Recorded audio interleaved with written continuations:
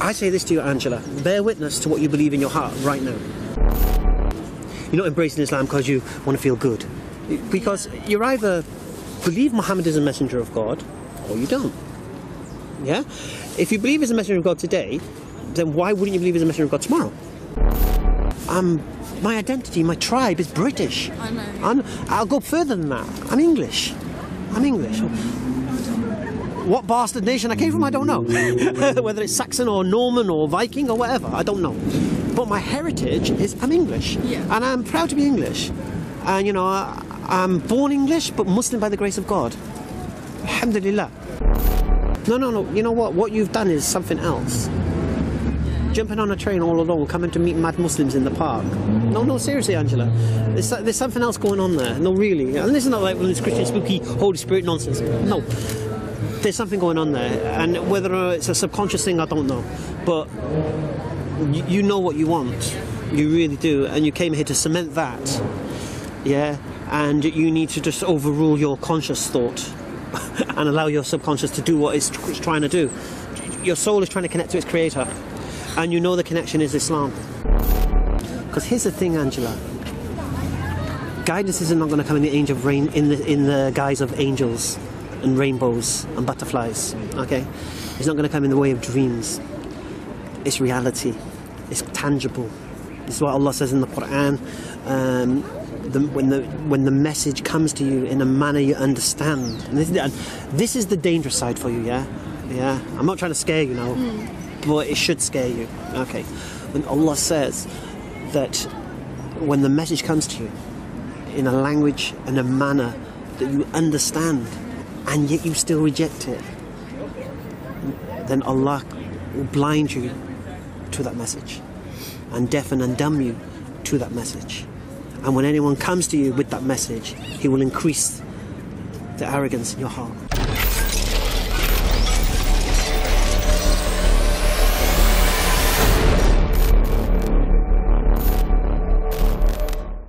I want to counter that as well, but I think the best place to start is your questions, I suppose, isn't it? Because do you believe the only thing worthy of worship is God? Yes. Right, and do you believe God exists? That's the key. Okay. Do you believe Muhammad is a messenger of God? Well, I don't know how I should know. Right. How do I know that? I didn't say no to believe. You see my videos in it. Believe. My words are very important. You know why? Because if I say no, I'd be a hypocrite myself. Yeah. Because I say if you know something, you should have proof. Now, I cannot prove with observable testable evidence that Muhammad is a messenger of God. No, yeah. I can't prove it. No. I can believe it.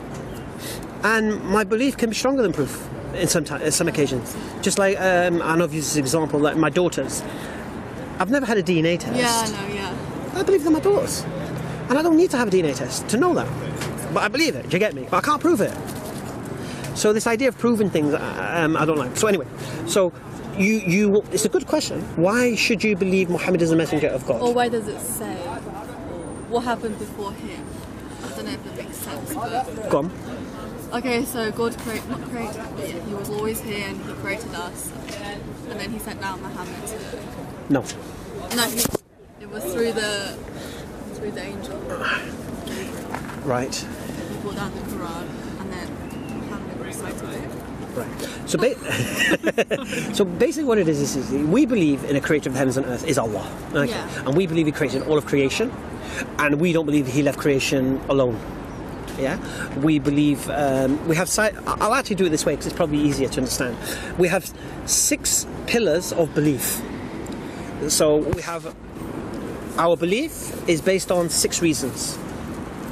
Oh no, should I say our belief is contingent on 6 beliefs. All right.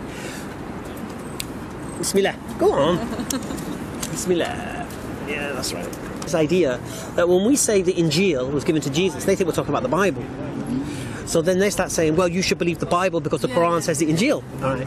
But the Injil is not that. The Injil was given to Jesus. So imagine this is the Injil. I'm not saying it was a physical book, but it was given to Jesus, yeah? The Bible is the letters of Paul, the epistles of the disciples, the Gospels of 4 anonymous writers, and all of this stuff. But that wasn't given to Jesus. The Injil was given to Jesus. And then when you read the Bible itself, it actually says that Jesus was preaching the Evangelion. The the Injil. So Jesus was preaching the gospel. Yeah. Yeah? So we disassociate the idea that the New Testament or anything like that is the Injil. We completely disassociate that. That's something, because I know you're Greek Orthodox, isn't it? Yeah. Which Bible do you guys have? Greek Orthodox Bible, I suppose. To be honest, I don't really read. I just read the ones I got here from church, which I just ran. Oh no, it's not original the Catholic Bible, is it? Can I just? You don't mind if I just check that out, dear? Because I'm a proper control freak. Because I don't know if you guys have you don't have the Protestant Bible either, do you? No, I think it's completely separate because in our church we have like loads of icons. I don't know. Well, I think all these churches have icons. God, it should have no graven images, and every church is full of icons. I've never believed that anyway, so I'm not sure why I was lying to myself that I believe it was wrong. I just want to try and see.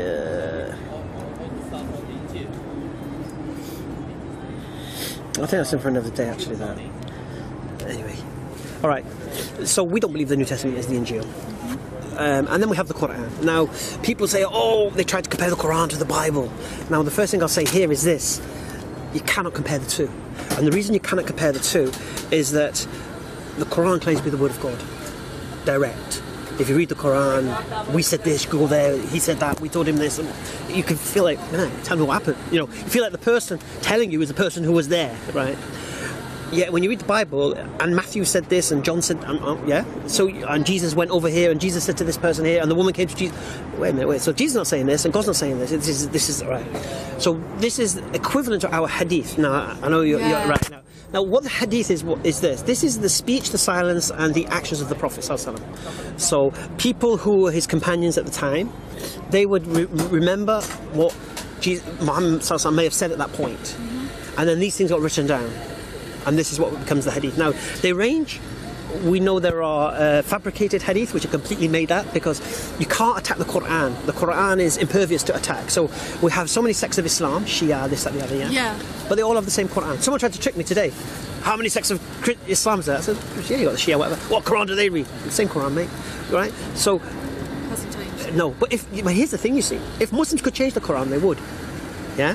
Each sect of Islam would change the Qur'an to suit their way. Yeah. They would, 100%. But they can't. So the only thing you can do is attack what comes after it, which is the hadith, which is what the Prophet ﷺ said. And this is where the Shia-Sunni divide comes, because what happens is you had people who believe a certain companion should have been the successor to Muhammad ﷺ, which was his, I think, his grandson, I think it was. No, his grandson. Ali. Oh, sorry, it was the husband of his daughter. Yeah. So they said he should have. This is the Shia. They believe he should have been the successor. And then you have the Sunnis who believe that Abu Bakr al-Anhu, the other one of the Prophet's greatest friends, he became right. So this is where the political divide comes into it, right? So then you have the Shia who will not accept from these companions because they believe they're not reliable. And then you have the Sunnis who won't accept from these companions or this particular source because they don't believe it's reliable. So that's where the hadith becomes messy. Now, I remember before embracing Islam, I had the same reservation as you. I said, you know what? All right, I can't touch the Qur'an, but these hadith I'm not so sure about. But then I learned that the same people who narrated the Sahih authentic hadith are the same people who narrated the Qur'an. So when you look into it, you realise that it's not just one stream, it's so many different people saying the same thing. So when you have an incident and you have so many people saying the same thing, this then becomes solid. Yeah? So this is how we have the grading then of the hadith. So I'll give you an example of a fabricated hadith. Okay, there was, the Prophet was walking, he's seen two people playing chess. Yeah. He said, this is haram. Then you have Muslims going around saying, chess is haram. Yeah, then you have Muslims saying, chess is haram. But chess didn't exist in Arabia. Chess was only encountered by the Muslims when they conquered Persia. And when they conquered Persia, they adopted the game themselves. And when they entered into Andalusia, into Spain, Muslim Spain, they introduced chess to Europe. And the Muslims were the first people to record their moves. So imagine this. You have a hadith saying the Prophet said this is haram, when the reality is it didn't exist, and Muslims were the ones who were the first to record their moves and introduce it to Europe.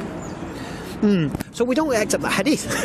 Then we question who said the hadith, and then you see we have a link. It's called isnad. It's a chain of narration. So this person said this person said the Prophet ﷺ said such and such a thing.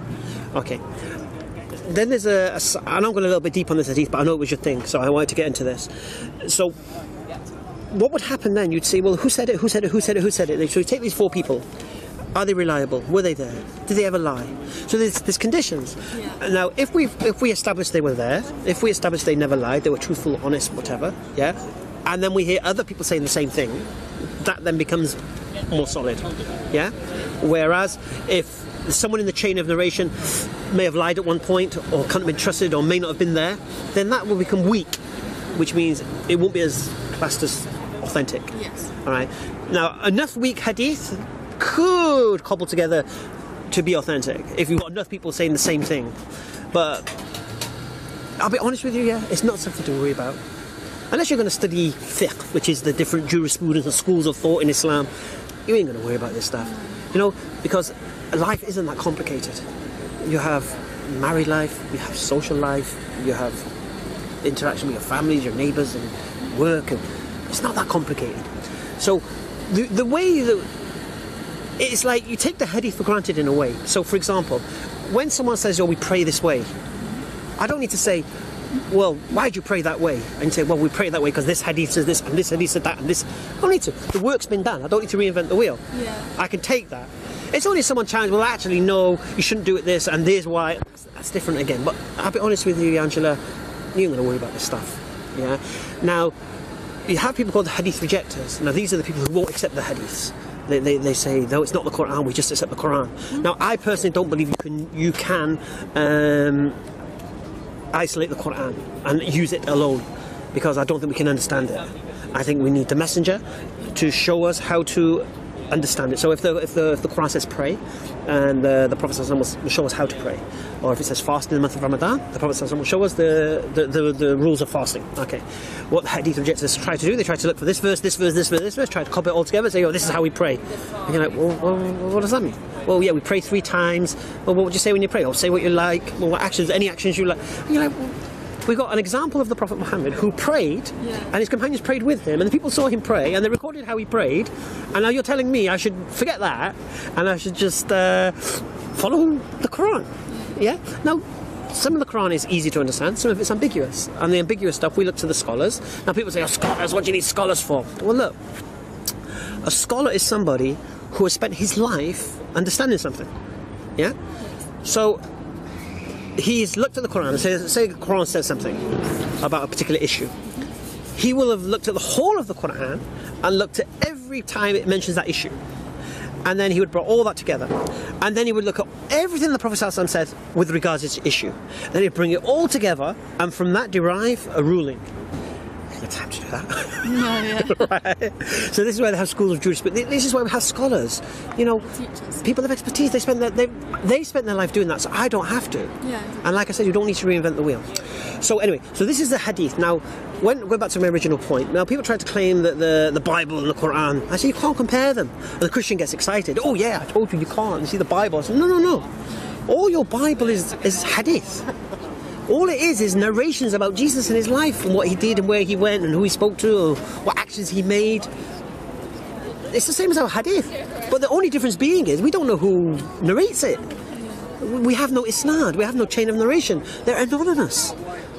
So you're telling me now that a bunch of stories about Jesus written by men who were not eyewitnesses to what they wrote should be believed over the Qur'an. It's nonsense. So when we have the Qur'an. Now what the Qur'an is, it's our guide for life. And you asked the questions, well, should I read the Qur'an before I accept in Islam? Yeah. I say no. No. And I explain why. You see, let me explain how Satan works. Okay? Satan doesn't want you to be a Muslim, Angela. Doesn't want you to be a Muslim. So the first thing Satan will try on you is God doesn't exist. There is no God. Yeah, we evolved from monkeys. This whole word is an accident. When you die, it's dust. That's Satan's plan for you. That's all he wants from you, Angela. Now, what happens, you see? Some people accept it. Yeah, that's right. You know why? Because they want an easy life. They don't want accountability. Do what they like. All right. But when you start reasoning and you've come to the conclusion that, you know what? I believe in the Creator. I don't believe in these accidentals. Well, it's a barakatuh. Bro, already sorted out. This is the rest of the team. This is Dr. Imran and his brother Abbas. No, I've got my cake and everything, mate. Inshallah. So, yeah, okay. So that's what Satan wants for you. Don't believe in this stuff. Yeah. All right. But then when you reason it and you come to the conclusion, you know what? Nope, believe in the Creator. Satan can't say that anymore. Because what happens, you see, Satan whispers to the heart. Satan whispers to the heart. So that's his first try. There's no God. Once the brain reasons, you know what? I believe there is a God. The brain will now overrule the heart. Yeah, the feeling is one thing, reasoning is another. Subjective, objective is two different things. All right. So now we have this situation where Satan can't say that anymore. So what does he do now? So he'll cease doing that.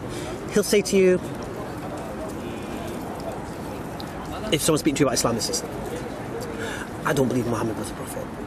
Don't believe he was a prophet, just a man. Yeah, look what he did and stuff like that. And we'll go into that. Okay, and then what you're going to do, Angela, you're going to reason it, you're going to question it, and and once you come to the conclusion, you know what, I believe he was actually a messenger of this Creator, I believe in. Satan now can't use that anymore. He's done. Because he knows you won't accept it. He wants to blindly get you to, he wants to just whisper stuff, give you ideas, give you thoughts, and let you run with it. But once you go, well, actually, no, I don't believe that anymore. Oh, I don't believe that anymore. So all of a sudden now Satan's running out of ideas. So he can't tell you God doesn't exist, and he can't tell you Muhammad's not a messenger of God. So what's left? Procrastination. Yeah, it's so true. That's what he does. And what he'll say is, you know what, Angela? Oh my God, freeze! Where was in the bloody shade? Yeah. Oh, have we prayed Asr yet? Have you prayed Asr? Oh, I don't know. Oh, right. Right. So what he'll do, procrastination. So he'll say, you know what, Angela? Islam could be true, but before you accept it, read the Qur'an.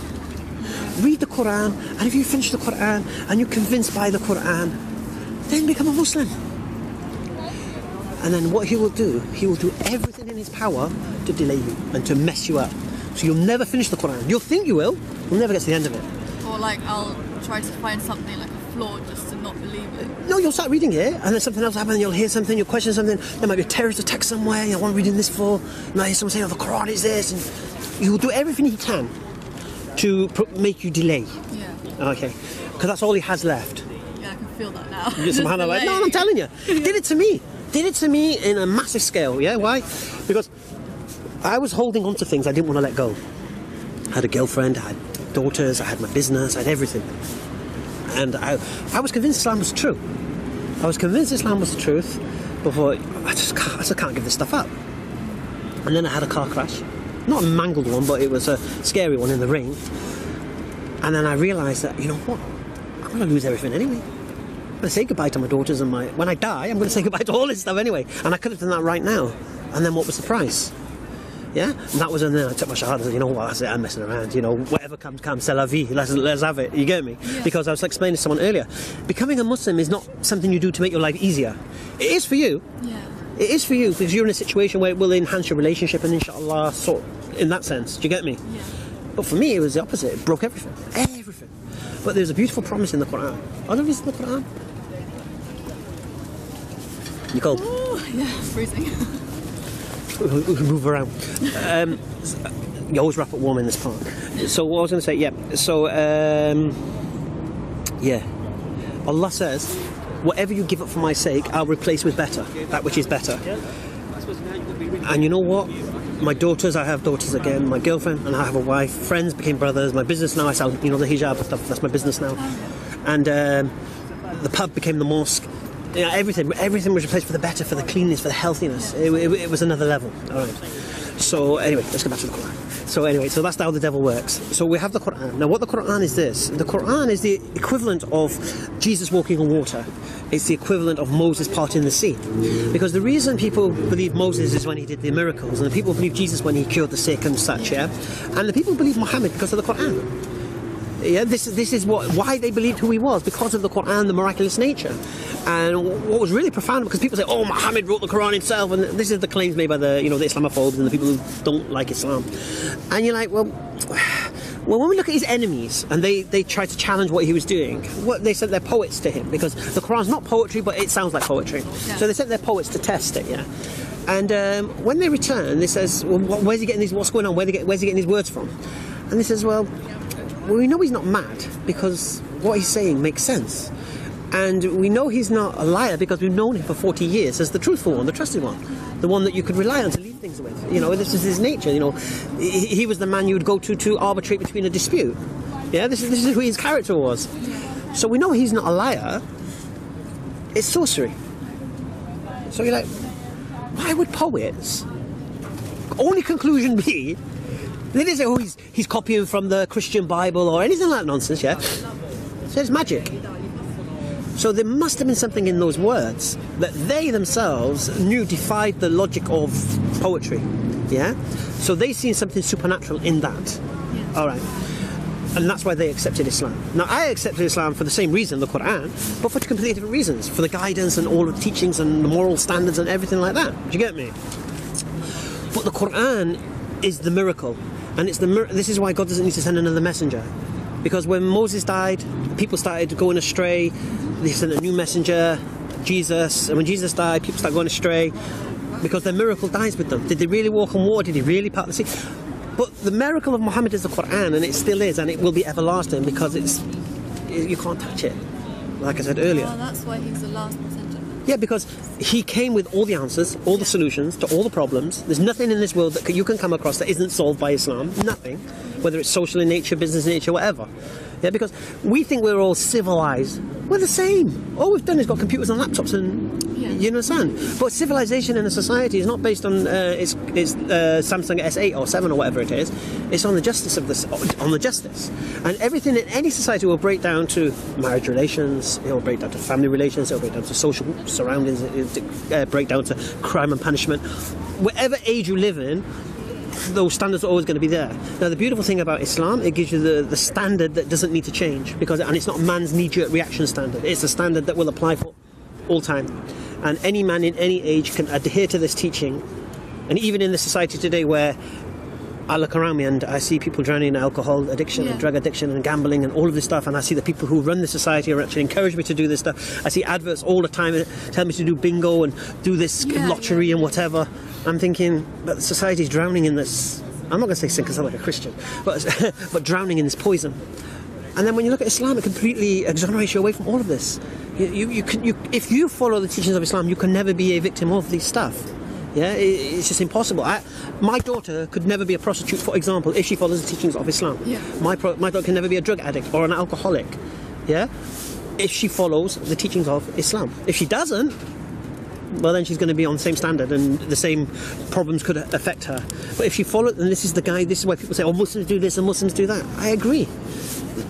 You know. Yeah. But the point here is this. That's not what I'm saying. I'm saying if you adhere to the teaching, you cannot be a victim of said poison. Now, for me, it's miraculous that in the 21st century we have a book come from the 6th century which seems to apply to man in the 21st century at a time when he seems to need it more than anything. Islam eradicates sexism, it eradicates racism, you know, it eradicates the class system. You know, if you go to Mecca, you'll have kings praying next to cleaners, and sometimes you have the cleaner leading the prayer. You know, I've been to Kuwait, yeah, and I have billionaires on the ground next to me with the head. Yeah, you know, it's a leveler. And can I just ask, have you been to Mecca? Because no, I haven't. One of the videos you said you were going to go. I plan to go, inshallah, in I think it's 2 years. I plan to go, inshallah. But but you know when you go to Mecca, yeah, if I go, the men all wear the white sheet. So basically, in Mecca, they just wear a white sheet. Yeah. There's no, you don't know who's who. That's my alarm. You don't know who's who. Yeah, because everyone's wearing the same. Human beings, it's the biggest equalizer. Because when you go to Hajj, whether you're the king of Morocco or whether you're a peasant from Lahore, you're gonna wearing the same white cloth. Nothing else. You're not gonna have your jewelry on or nothing. Yeah. And if you've got the blackest of skin or the white, this is what Malcolm X says when he went on Hajj, and he's seen that the world is united. Now, don't get me wrong. Muslims are not perfect, and for me, I think it's going to be my biggest test. I really, really do, because I know how ignorant Muslims are, and I know Muslims think, "Oh, go Hajj, you'll be purified, and I can come back and mess around again." Do you get me? So I know it's going to take a lot of patience from me. I know I'm going to deal with other nationalities with different cultures and different ways of doing things, and maybe don't know what a queue is. You know, that was my biggest thing when I went to Morocco. Yeah, I was still at the train station waiting to buy a ticket. Yeah, and people just going. There's no rule. Yeah. I'm thinking, what's going on here? You know what I mean? But this is because they don't queue. So I know these are going to be my biggest headaches. Yeah, biggest test. That's the word. Anyway, so back to the Qur'an. So we believe in Allah. We believe in the books. We believe in the messengers. So when we believe in the message, we believe in all of the messengers from Adam to Muhammad all the way through. We believe they all taught the same thing. We all believe they all taught their people, don't worship idols, there's only one God, worship him. We believe whether you're Adam, whether you're Noah, whether you're Abraham, whether you're Moses, Jesus or Muhammad, they all taught the same thing. God is one, worship him. Okay, we don't make no distinction between them. Each was sent to their own people except for Muhammad. Muhammad was the only messenger. When he came, he said he came for the whole world. Where Allah said, we will make you an example to mankind. He called the people he sent a delegation to Persia, to Rome, to Egypt, calling them to Islam.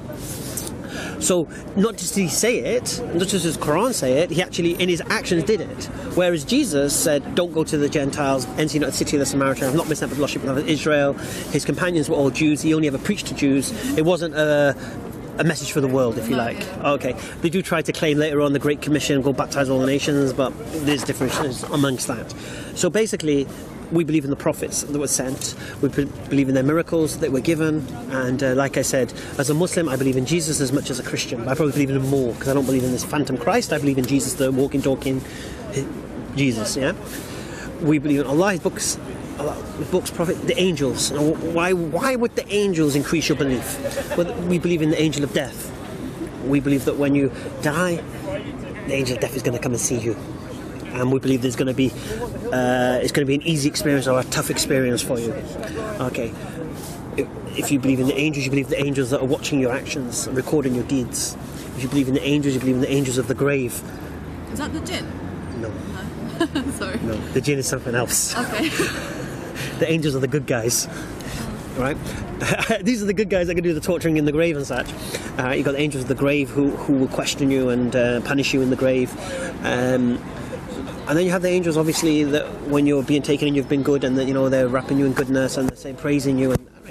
So when you believe in the angels, you will always remember the angel of death. You will always remember the angels that are recording your actions, so you'll have accountability for what you do. You always think about the angels. I always pray for protection from the punishment of the grave, because that can be worse than anything, because that's going to happen straight away when you die. First thing's happening in your grave. Get it on, but you know what I'm saying? Paradise it comes after. First thing is in that flipping hole in the ground, left all alone, yeah, and it's sort of coming for all of us. So this is another thing that will increase your belief, because once you have this concept, so Allah, his books, the angels, the prophets, the day of judgment. So knowing a day is going to come where you are all going to stand in front of our Creator, we're all going to be held accountable for all the things we've done. The people we thought we cheated, we're not going to be able to cheat. The people who stole from you will be there with the things they stole from you, and you won't want what they stole from you. You want to give them bad deeds or take their good deeds and whatever. You know, it'll be another story. So once you believe in this concept of the day of judgment, then you realise that justice exists in this life, in the sense that no one's, if someone's bullied you their whole life. I seen the other day, it was really bad. There was a maid in some Indian country, she was battered to death by her master, this woman, yeah, horrible woman.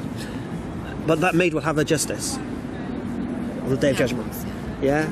So you know, Hitler won't escape anything. No one will escape nothing by dying, by killing people. And someone commits suicide, killing innocent people, they're not escaping nothing. They're going to be held accountable. So once you have this belief, it gives you this kind of, you know, I said it earlier, peace of mind. That, you know, I'm a market trader. People steal from me. People say to me, don't you know people steal from you? I said, you know what, my stall is so big, I wouldn't even know if they stole from me. But here's the reality. If they have, it's going in the safe for the day of judgment. And on the day of judgment, that safe's going to get open, and all those people who've mugged me, robbed me, cheated me, lied to me. I mean, I've got some people at the moment. I've booked this Islamic event, yeah. I paid £3,000 to have a stall there. And the people cancelled the event and kept all the money. Right? And they think they've got away with it.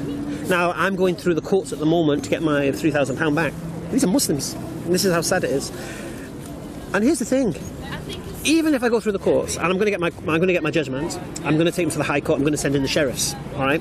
But even if they hide their money and they act like they've got no penny, their judgment's going to rectify it all. So once you know that, in your mind, you just think, you know what, alhamdulillah, I'll leave it to Allah. Yeah. That's what I always think. It's lovely. It's lovely. They'll get their... It's lovely. They will get their comeuppance. They think they're escaping now, but it's only now. And this life is a blink of an eye. The next life is eternal. And for what it's going to cost them for trying to mug me of $3,000 now. You know, they're going to have the hassle of the bailiffs for one, so they're not going to escape that, knocking on the door and, you know, clamping cars and stuff. But at the day of judgment, they ain't escape nothing.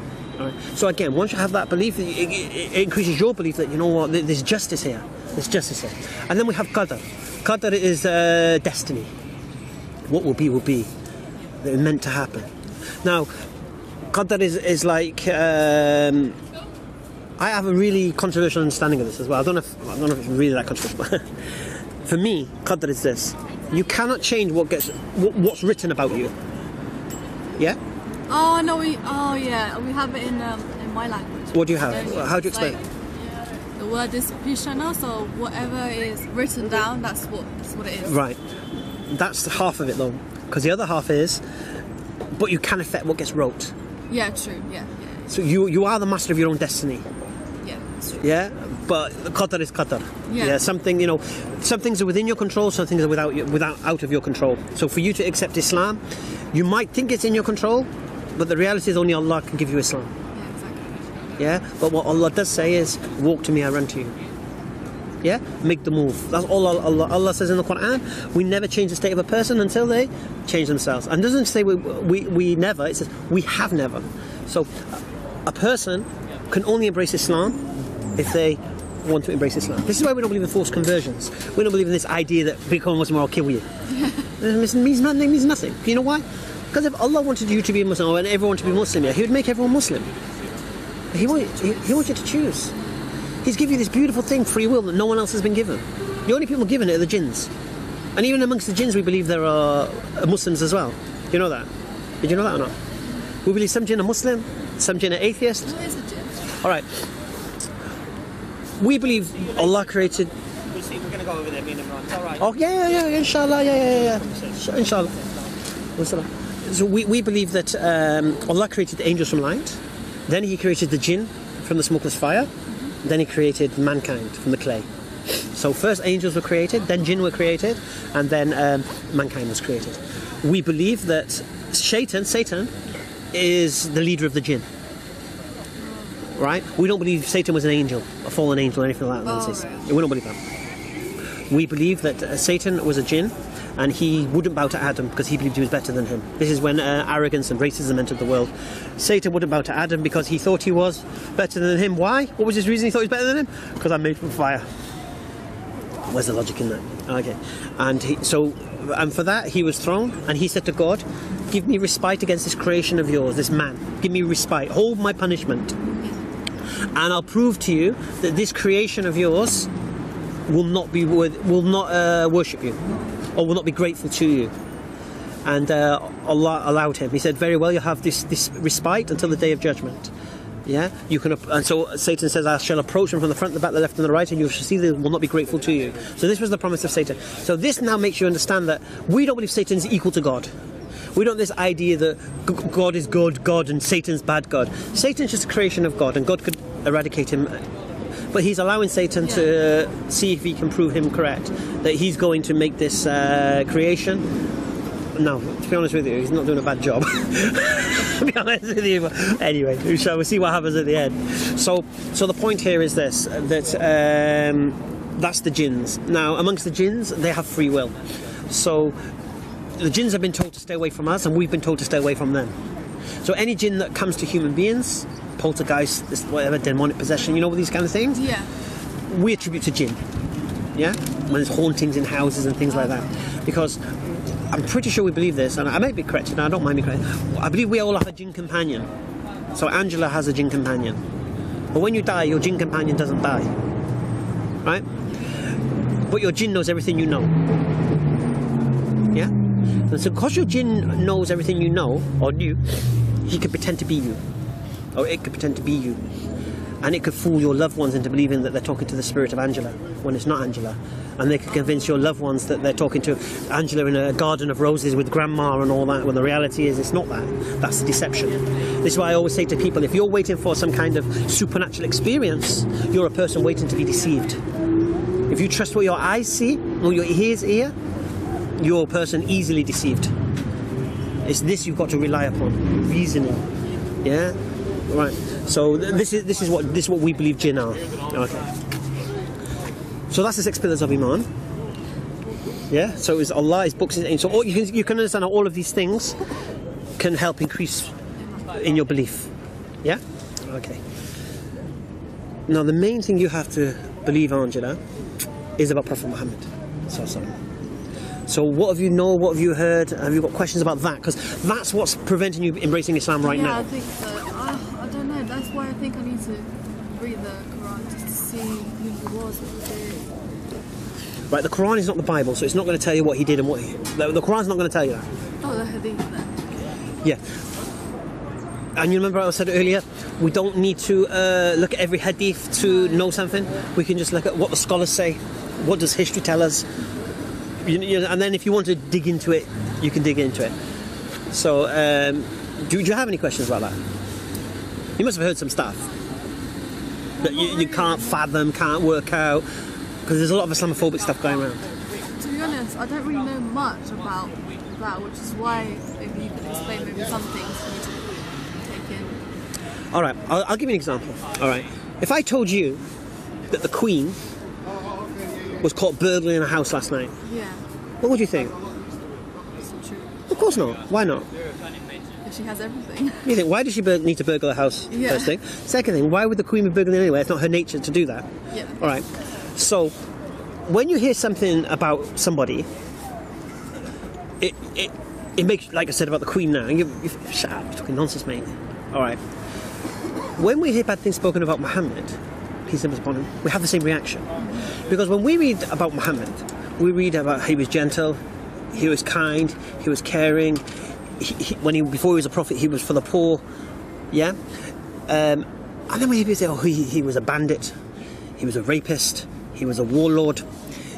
This is what we hear. He was a paedophile. Yeah. All right. These are the accusations, and there's one I want to really ram one home, because it kind of epitomizes what I'm saying. So we believe Muhammad was the gentlest man, the kindest man, the caring, the most wise, because he was receiving revelation from God. Yeah. We believe he's a messenger from God, and now that means that what he's saying is from God. So if you're a person who believes in God, you should adhere to that message. Okay. We don't believe he was a liar. Yeah. We don't believe that he was crazy. So you have a situation now. You have a man who's claiming to be a messenger of God. How do you react? Well, you've got three choices really. He's either lying about being a messenger of God, he's delusional thinking he's a messenger of God, or he is indeed a messenger of God. Now that wouldn't apply if you didn't believe in God, but you do. Yeah. So, was he a liar? Now, I always say this to people, Angela. You've heard of Sherlock Holmes, obviously. Yeah, all right. He has a saying. I know he's fictional. You know my one-liners, don't you? I just There's know. no circus. Oh my God. So when you eliminate the truth, whatever's left, no matter how improbable, has to be the truth. Okay. When you eliminate what's impossible, whatever's left, no matter how improbable. All right. So we have a situation now. Either, I'm going to use my little things here, yeah? So either Muhammad ﷺ is a messenger of God, either he lies about being a messenger of God, either he is delusional about being a messenger of God. I'm going to throw the Christian in here. Or he's being deceived by the devil. Yeah? These are our options. Do you accept one of these needs to be true? Yes. Okay. So let's start with this one. This is the easiest. Who makes the claim he was deceived by the devil? Only one set of people. The Christians. Yeah. Because the atheists don't believe in the devil. Yeah?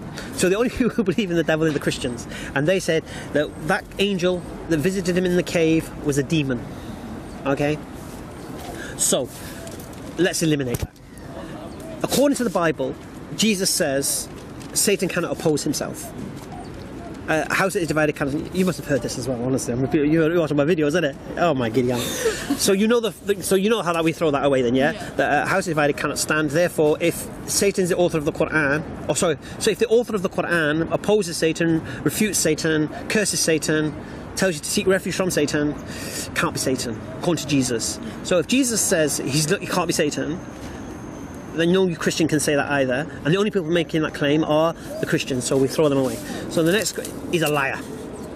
Yeah? He lied about it. You've heard it all, haven't you? I can read you. You can tell me, innit? You can tell me what I'm going to say. Yeah, no. Yeah, he's a liar. He's a truthful one. You could trust him with anything. No, not even that. Why would he lie? See, a liar presents presents the truth, false reality as the truth. For what purpose? For some gain. Yeah, So, exactly. so what we're trying to. So the paradigm here is this: that Muhammad didn't have a visitation by an angel. He basically made it all up. He basically come up with this plan. I'm going to pretend I'm a messenger of God. I'm going to pretend an angel come to me. I'm going to pretend that he was delivering revelation to me. I'm going to put this in a book, and I'm going to create a new religion. All right. Why? Now, money and power is generally the two things people are motivated by. All right. Did he need money? He was married to the richest woman in Mecca. Did he need power? His family were the custodians of Mecca. Okay.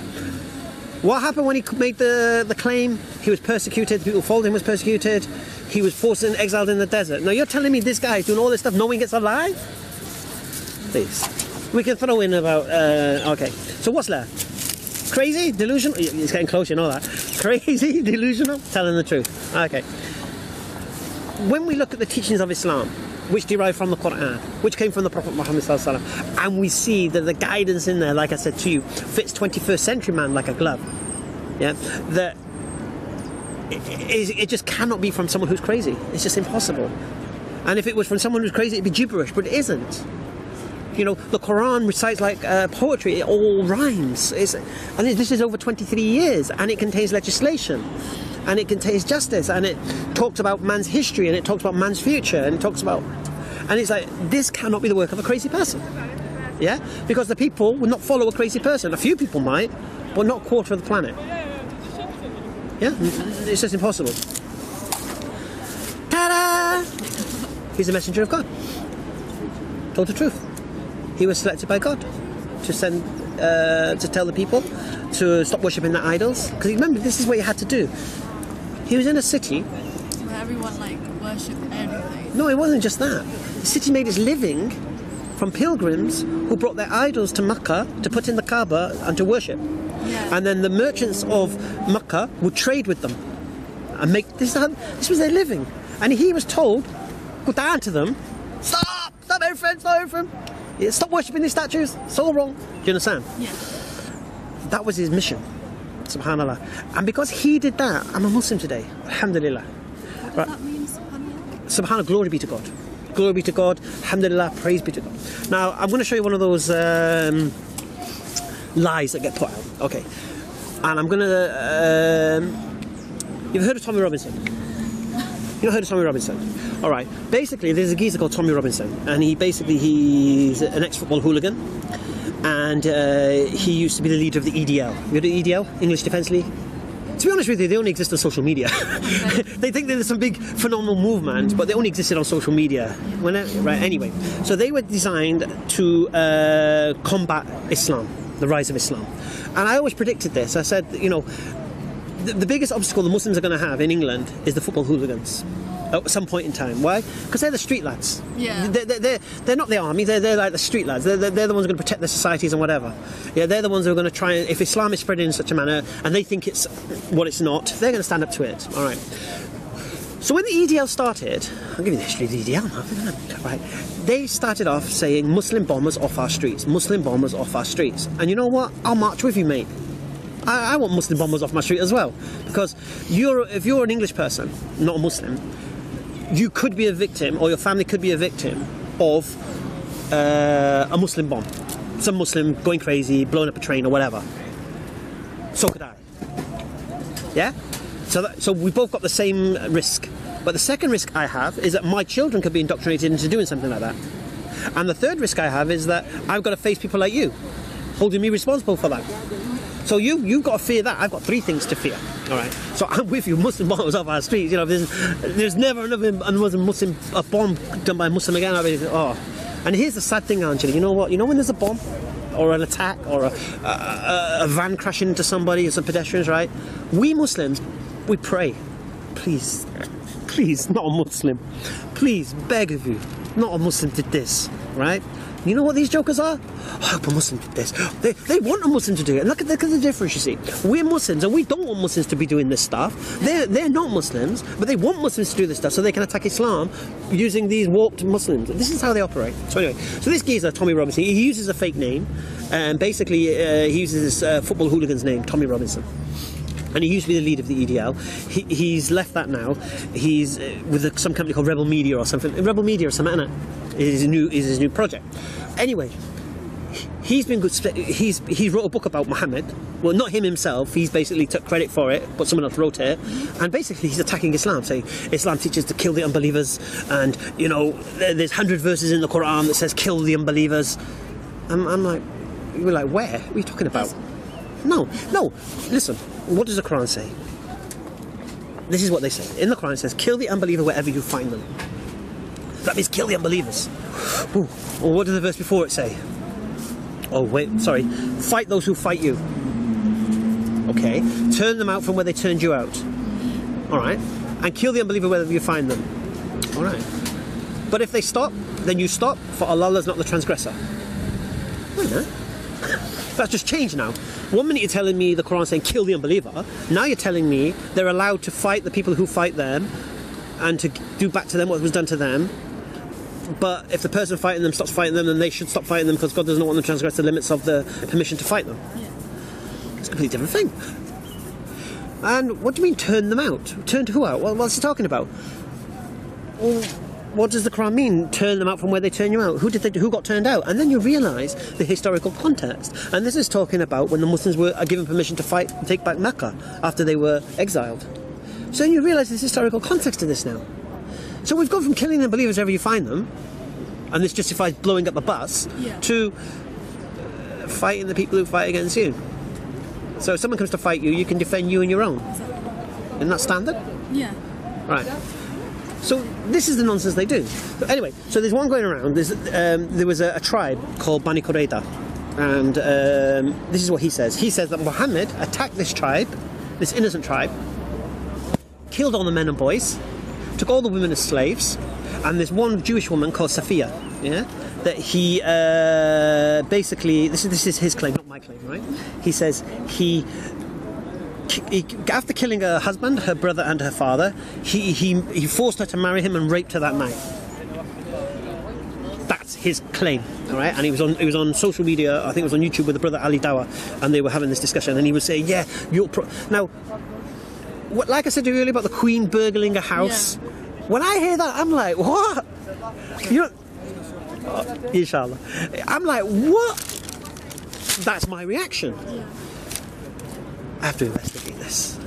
So just let me understand this claim. Who is Bani Qurayza? Who are these people? What is Khaybar, which is the place?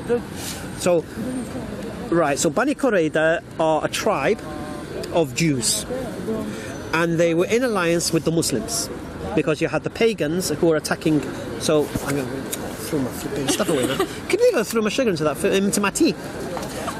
Anyway, I'm going to use these batteries. This is my thing. Okay, this is Medina. This is the Quraysh. This is the pagans who the Muslims are fighting. Basically, all the Arabs have come together now to finish the Muslims off once and for all. This is their final plan, final solution, if you like. So Medina's here, which is the city of the Muslims. All right. So the Arabs are coming. Here, you had the Jewish tribes behind them. The Jewish tribes had an alliance with the Muslims. So basically, it was this. Don't worry about the rear. Yeah.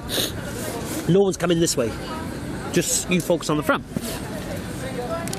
So the Muslims sent all the men to fight the invading army. Left all the women and children in Medina. The word came that these Bani Qurayza were planning to break the treaty and attack Medina from behind. So their plan was, whilst the Muslim men were fighting the Arabs here, they were going to attack Medina from behind and take the city and kill all the women and children. Okay, so that was their crime. But what happened was the Muslims defeated the Arabs and then turned on Bani Qurayza. Now this is not just like some little village and they're fishing in the. This is a fortress. This is a city. And I was looking at the distance. It's like 270 miles, like from here to Manchester. So imagine London is Medina, Manchester is this place. So they march there to deal with them. Yeah, and it's spoken about in the Qur'an where Allah says to the angels, no, says to the Muslims, why have you put down your swords? Because you got to deal with these people now. Yeah. Because these people, what they were going to do to you. So when they went there, they sieged the city, and they conquered the city. And captured the people. Now remember, these are Jews, right? So the Prophet asked, the city surrendered. It says, we'll surrender on one condition, that this particular person decides what should be done with us. Yeah? And so this guy, I think it was called Saad, I don't know his exact name.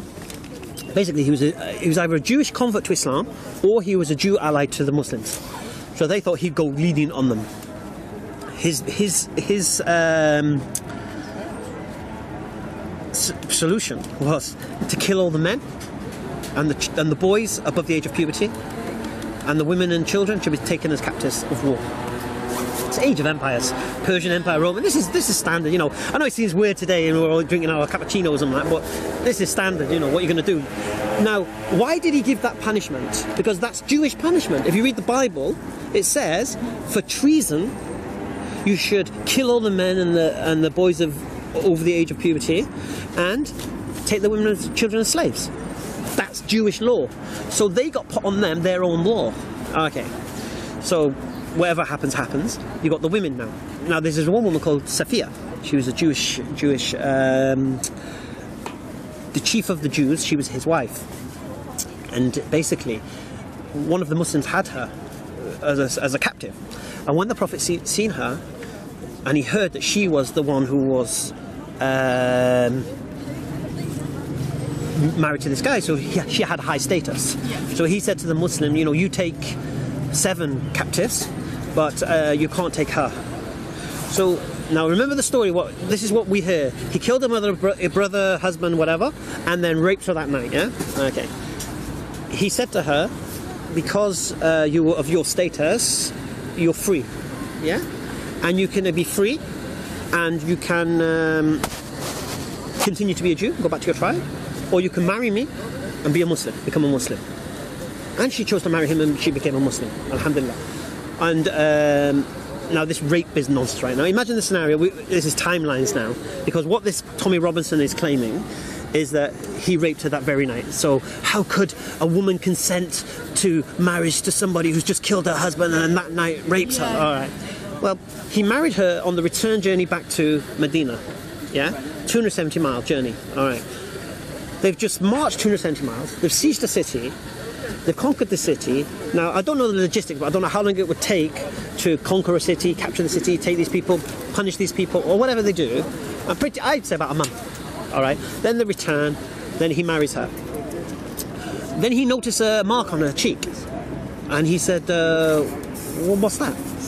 And she explained that she had a dream, before they arrived, she had a dream that the moon landed in her lap. Came and landed in her lap. And when she told her husband about this dream, he slapped her and said, oh, you want to marry the king of Hijaz? Yeah, because they hated Muhammad, because basically they were Jews. They knew in their Bible a prophet was coming, didn't realize it was going to be him. Yeah. Okay. So when so basically she knew from that moment that she was going to marry him, basically. Yeah. Now, this is more beautiful than Romeo and Juliet. It's beautiful, it really is. But look at the difference. If you heard that from Tommy Robinson, you'd be thinking Muhammad's a rapist, he's killing these people. But I've just this is, you know what I'm saying? And even when the other Arab wives of the Prophet used to mock her. Oh, you're a Jew. You're a Jew. And she used to cry to the Prophet. And she used to say, "These people are calling me a Jew.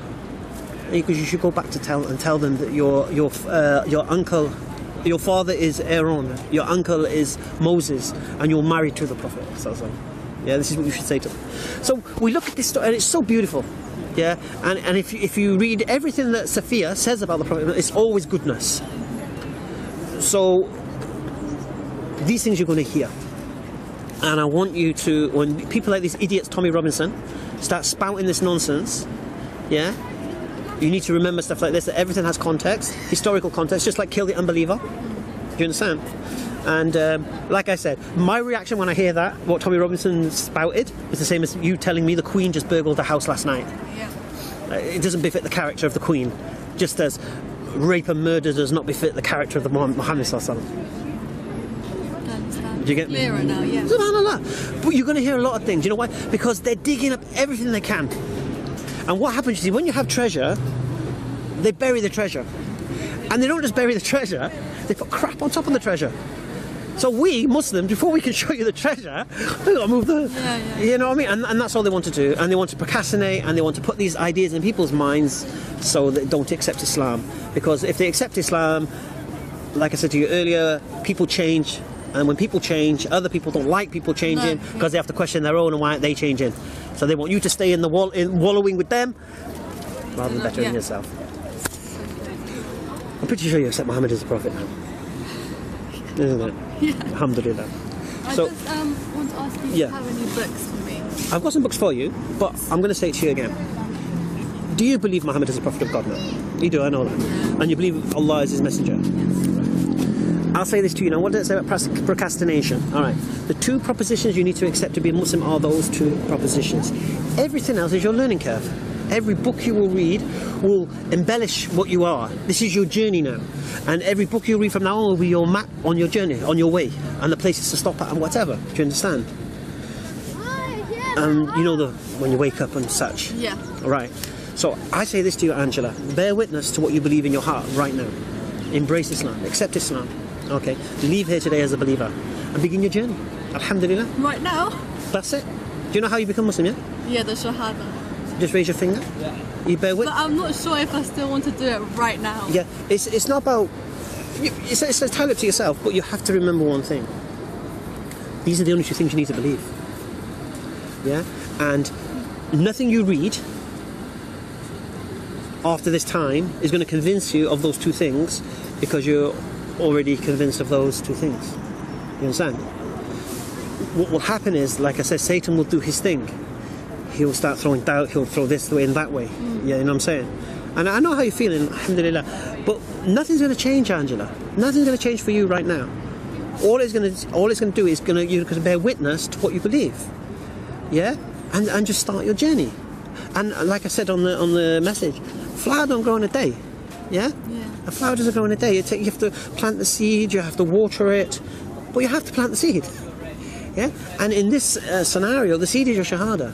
And then once you plant your seed and you start watering it, the water is your prayer. So what will happen is you'll start the next step after shahada. Obviously, the 5 pillars of Islam is first is your shahada, and then is your prayer. And then as you pray, you become stronger. You understand? But trust me, Angela, nothing's going to change for you right now. All it is that if you die tomorrow, alhamdulillah, you're blessed. If anything happens to you, yeah. But at the same time, you're going to gain purpose, yeah, and you know how it's going to enhance what you do. And trust me, all you do is ashhadu an la ilaha illallah wa ashhadu anna Muhammadar Rasulullah. I bear witness that Allah is one and the only thing worthy of worship. I bear witness that Muhammad is his messenger. That's it. Okay. Do you want to do it? I'm sure? scared. What is it you're afraid of? Because this is where Satan kicks in now. What do you think's going to change, honestly? I just think if I do that now, I don't want to be like next day, oh, I don't believe it now. No, it doesn't work that way. That's what I'm scared of. I just want to be sure 100%. It doesn't work that way, because the way it works is, you see, the reason you do something is the reason you do it. Yeah? Now, if you make sure that reason why you're doing it is logical, reasonable, rational, objective, it's not a win. You're not embracing Islam because you want to feel good. Because you either believe Muhammad is a messenger of God or you don't. Yeah? If you believe he's a messenger of God today, then why wouldn't you believe he's a messenger of God tomorrow? Yeah? No, I'm giving an example, yeah? But there's no guarantee your train gets back to Brighton. Just give me an example. Yeah. And like I say, those are the only two things you need to believe. And you could wake up tomorrow and you say, well, why don't I believe Muhammad is a messenger? Well, I know he's not a liar. I don't believe he's a liar. I don't believe he's a madman. And I don't believe he was possessed by the devil. So, do you understand? And that's it, seriously. And this is just Satan right now holding you back, because this is the thing you see. You know, you said you're scared. That fear, it's not rational. I know. It's not rational. There's nothing to fear, yeah? And like I say, it's not like tomorrow you have to put a scarf on your head and, no, I'm going to get an yeah? Yeah, exactly, baby step. It's just, but begin your journey. SubhanAllah, you come all this way, alhamdulillah. But if you've got any more questions that you feel are holding you back, please feel free to add them. Because there may be something that you're still reserved about. No, get out there. I just wanted to, the main reason was just to get the Qur'an, get the books and just study and educate but you will do, your whole life is an education now. Your whole life will be the education. You won't stop reading. And like I said to you, don't make the Qur'an, reading the Qur'an your kind of deciding factor. Because that has nothing to do with Muhammad being the messenger of God or Allah being the only worthy of worship. Like I said to you, there's nothing you can read to convince you of those two things if you're already convinced of those two things. I have got some books for you. Yeah.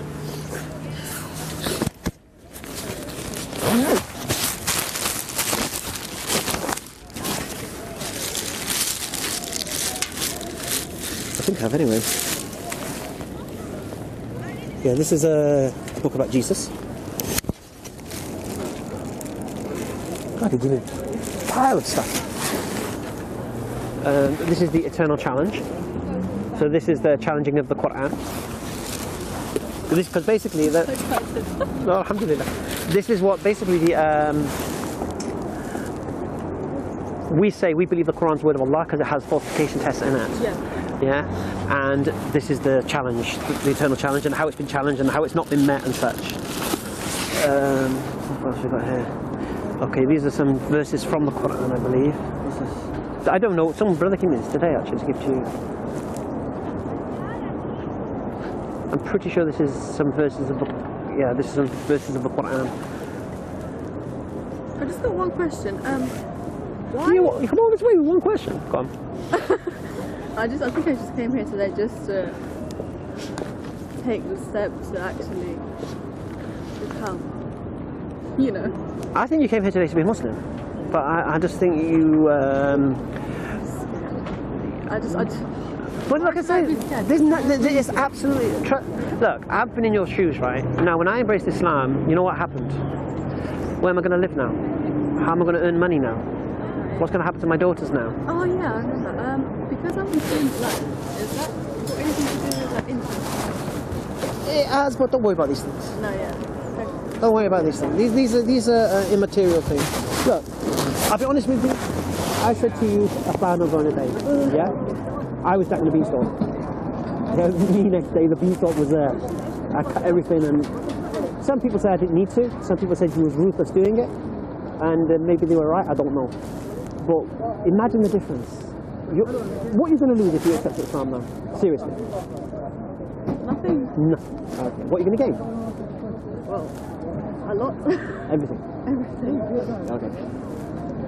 When I was on the same situation as you, what was I going to lose? My daughter's business, father, friends, my gambling. Yeah? I was going to lose everything. Everything. And what was I going to gain? A promise. A promise that all that stuff I'm going to give up I'll be replaced with better stuff. That's all it was, a promise. So imagine who was more scared. Seriously. Now, alhamdulillah, I've been a Muslim 17 years in October. Remember, I accepted Islam 3 weeks after 9/11. Imagine the flack I got. And I can honestly say to you, that fear I had was unfounded. Yeah, that fear, because you know why? The promise was true. Yeah, the promise that, you know, imagine this, I'm in a situation, I'm going to lose my daughters, I'm going to lose my girlfriend. Why would you lose your daughter? Alright, because my girlfriend wouldn't marry me if I became a Muslim. Now, I didn't ask her to become a Muslim, but I said, look, I need to bring the children up to be Muslims. If I believe this is the right way, she could never So she would never be with me as a Muslim. All right?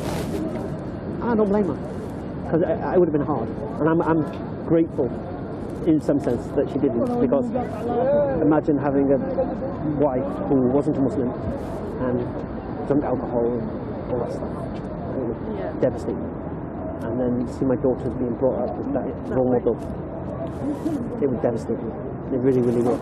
And I know they are being brought up that way now.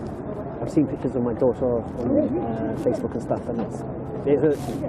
Yeah, and I'll be honest with you, and this sounds really callous. Alhamdulillah, I'm not there to witness it.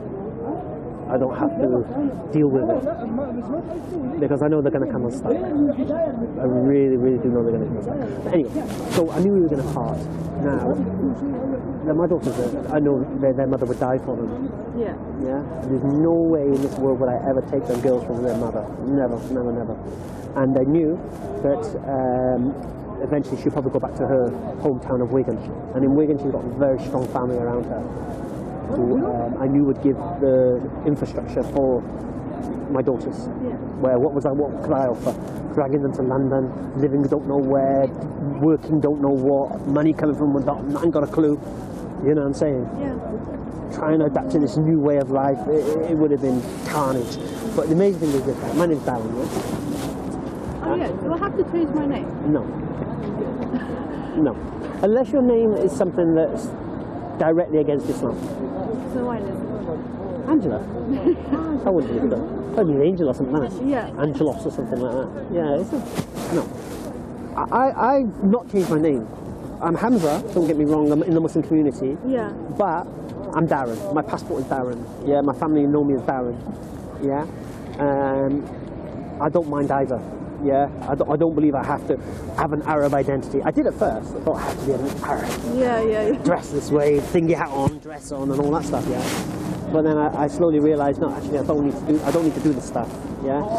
I'm an Englishman, and I'm proud. I can't say proud of my heritage, because my heritage is disastrous. The raping and pillaging the world. But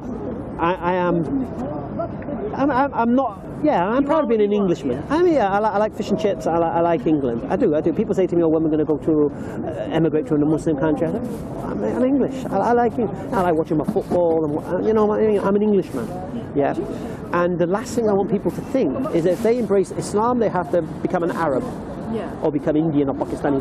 You see some English girls, they marry Muslim men, yeah? Pakistani men. Next thing you know, they're wearing shalwar kameez and they're dressing like Indian women. Now the reality is, no, you don't have to adopt another person's cultural dress. You can, you have to wear the hijab eventually, obviously, yeah? But you personally, Angela, you'll want to wear the hijab. You'll want to wear it. You know why? You'll want to let your sisters know, your sister. Yeah, you want to let. It's not going to be like, oh, put your hijab on. You will crave the hijab. All reverts do, all converts do, because it becomes a new identity in that sense, you know. So yeah, you don't have to adopt traditional dress of a country because you've married the person of that particular country. No, yeah.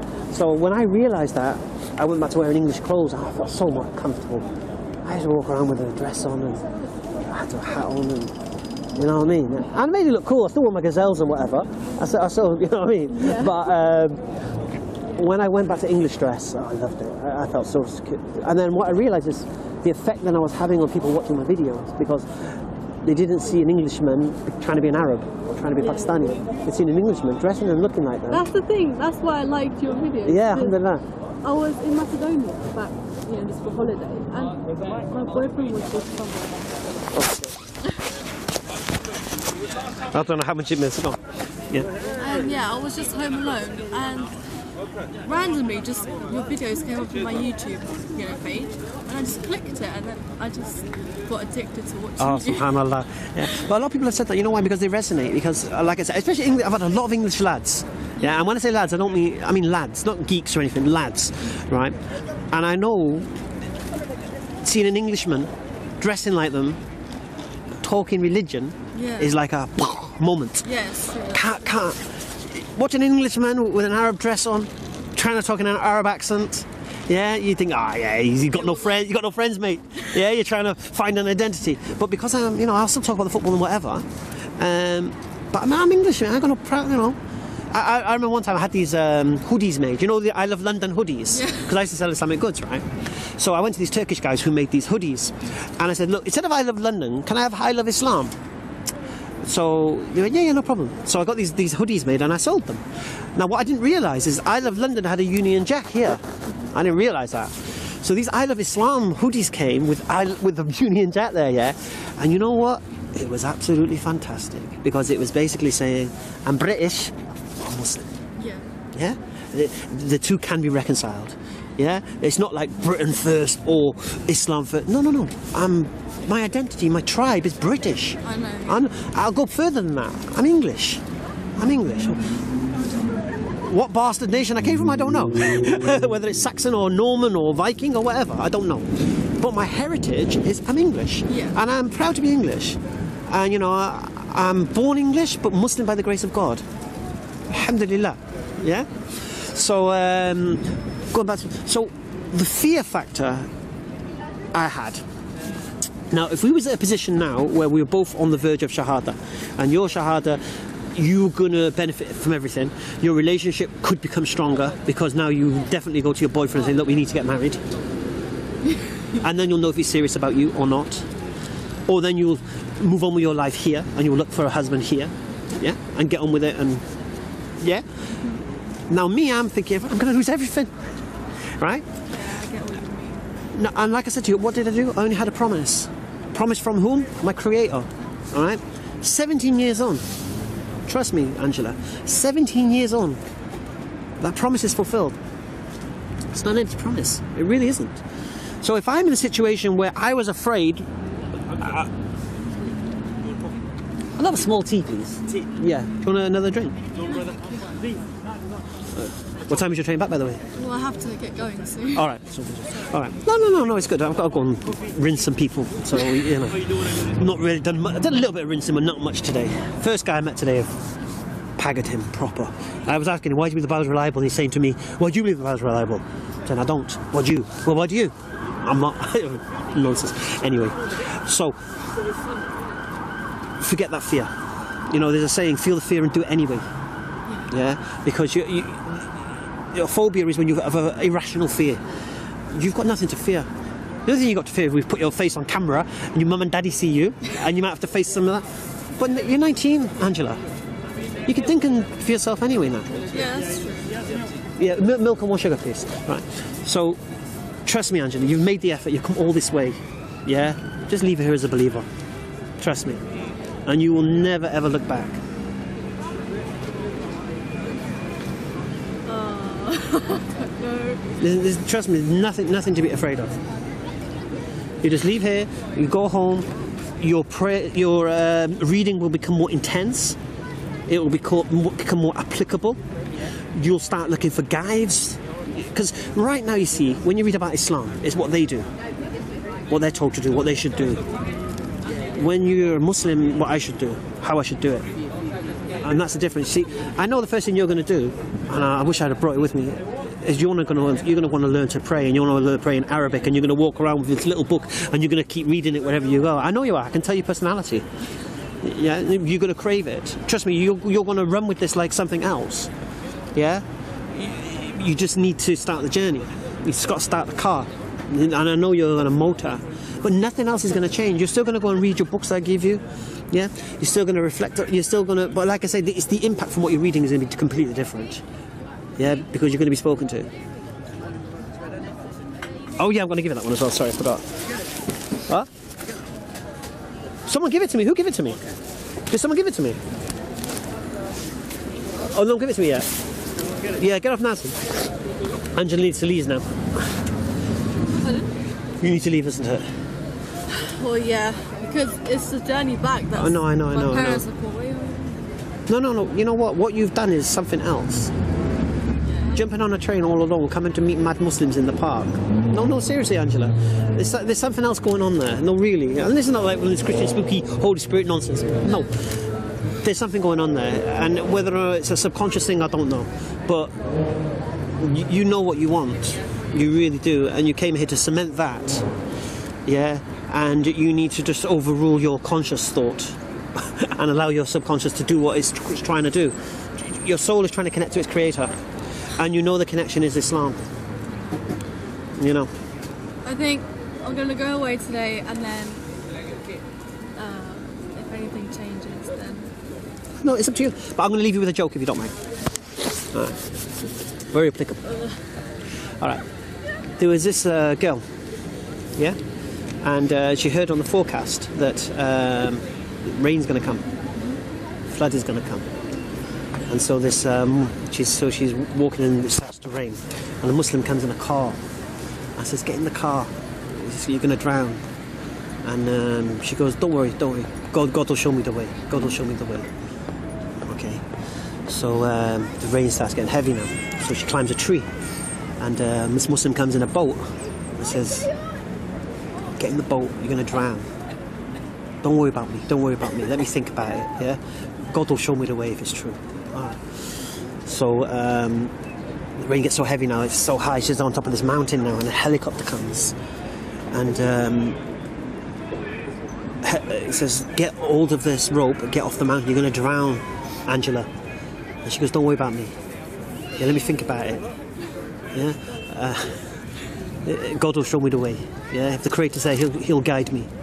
Okay, so the helicopter leaves. Anyway, she drowns. Story.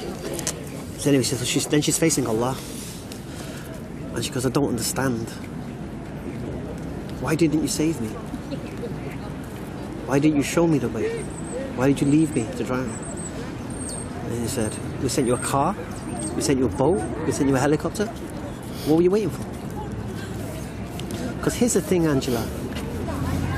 Guidance is not going to come in the age of rain, in the guise of angels and rainbows and butterflies. Okay, it's not going to come in the way of dreams.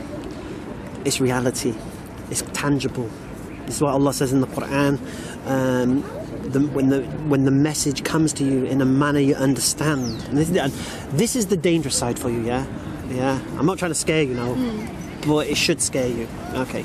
When Allah says that when the message comes to you in a language and a manner that you understand and yet you still reject it, then Allah will blind you to that message and deafen and dumb you to that message.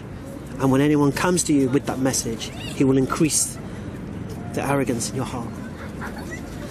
Very, very careful of that. And they perceive it not. This is the danger, and they perceive it not. Why? Because you have no excuses. I know, yeah. Yeah, because this isn't some brother going, yes, but this didn't. All right. So the language is fine. This is not someone because they want to marry you, giving you some fob story. This is someone presenting the truth to you, and in a manner and in a way you understand it. And you really do need to question why you're rejecting it. But anyway, I'm going to get you that book. Yeah? It's called The Man in the Red Underpants. It's a very, very funny book. Have you heard of it? Yeah, you've mentioned it. Yeah, basically it starts off, it says, if there's a knock at your door, and there's a man in red underpants, as he said, come to read the gas meter, would you let him in? And the answer is obviously no. But you would rationalise. Yeah? Really, really good book, inshallah.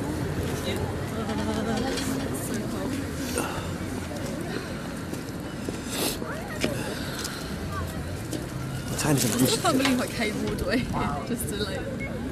Say it again, sorry? I can't believe I came all the way here. You can't believe it? No, yeah. I can't believe it. It's when you want something, you just do it. You just like to do it. No. I told you my story. You know my situation, yeah. I've told you how Allah works. Allah guides whom He wills. Not many people will do what you've done. No. Yeah. And... well, inshallah, like I say, but if you've got more questions, please ask your questions, because don't forget, it's not just for you, it's for everyone. So there are people in your position. What's this? Okay, these are little leaflets. You'll cane these on the train on the way home. That's the man in the red underpants. And that's the glorious Qur'an. That's Marmaduke Pickthorne. That's the one I always recommend. The reason I recommend it is he was an English convert to Islam, first thing. He was an author. And when he translates the Qur'an, he doesn't try to explain what the Qur'an is trying to say. So he will just translate what's said. Whereas some English translations of the Qur'an try to make some kind of interpretation rather than just translating. Do you get me? Thank you so much. Angela, you have a safe journey home, no problem at all. Thank you. So nice to meet you as well.